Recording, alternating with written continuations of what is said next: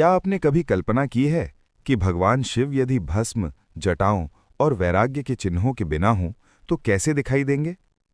एक बार बाल गणेश अपने पिता महादेव से बाल हट करते हुए बोले, पिताजी, मेरी माता गौरी तीनों लोकों में सबसे अनुपम और सुंदर हैं, पर आप भस्म, सर्प और मुंडमाला धारण करके उनके साथ बिल्कुल मेल नहीं खाते। क्या आप एक बार अपना ये तपस्वी रूप छोड़कर माता के सामने एक सुंदर स्वरूप में नहीं आ सकते? पुत्र की बात सुनकर महादेव मंद मुस्कुराए और बिना कुछ कहे स्नान करने चले गए। कुछ ही समय बाद जब वे लौटे तो पूरा कैलाश जैसे ठहर सा गया। भस्म धुल चुकी थी, जटाएं सलीके से सजी थीं, मुंडमाला के स्थान पर कोमल पुष्प शोभायमान थे।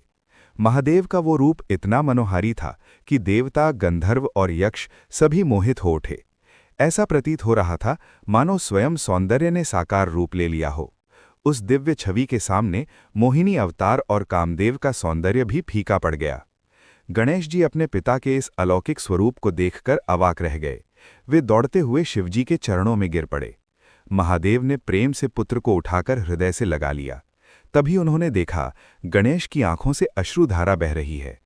मस्तक झुकाकर गणेश जी बोले, पिताजी, मुझे क्षमा कर दीजिए।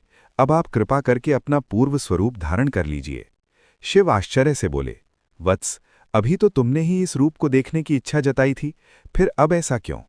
तब गणेश जी भावुक स्वर में बोले, हे पिताश्री, ये सत्य है कि आपका ये स्वरूप अनुपम है, पर मैं ये सहन नहीं कर सकता कि इस सृष्टि में मेरी माता से अधिक सुंदर कोई और दिखाई दे। पुत्र का ये निष्कलुष प्रेम देखकर महादेव मंद मंद मुस्कुराए और पुनः अपने वैरागी, भोले स्वरूप में लौट आए। ऐसी ही अद्भुत पौराणिक कथाएं सुनने के लिए चैनल को अभी सब्सक्राइब करो।